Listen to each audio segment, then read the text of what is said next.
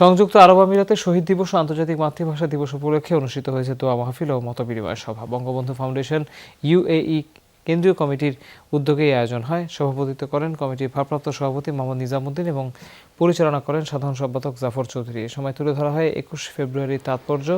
প্রধান অতিথি ছিলেন নীলফামারী জেলা আওয়ামী লীগের সভাপতি দেওয়ান কামাল আহমেদ। প্রধান বক্তা মাদারীপুর জেলা আওয়ামী লীগের যুগ্ম সাধারণ সম্পাদক মোহাম্মদ খালিদ হোসেন ইয়াদ। শুভেচ্ছা বক্তব্য রাখেন বঙ্গবন্ধু ফাউন্ডেশন ইউএই শাখার যুগ্ম সাধারণ সম্পাদক জিয়াউদ্দিন বাবু। বিশেষ অতিথি ছিলেন বঙ্গবন্ধু ফাউন্ডেশনের বাংলাদেশের উপদেষ্টা ইব্রাহিম ওসমান, ডক্টর আবুল ফজল, ইমরানুল হক, বাবুল সহ অনেকে।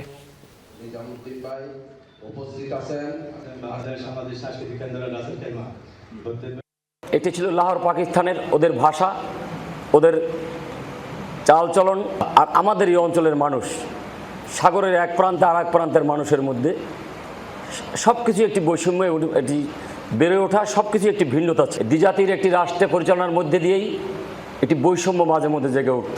ভাষা শহীদের সকল শহীদের প্রতি শ্রদ্ধা জানাচ্ছি হাজার বছরের শ্রেষ্ঠ বাঙালি জাতির জনক বঙ্গবন্ধু শেখ মুজিবুর রহমানকে।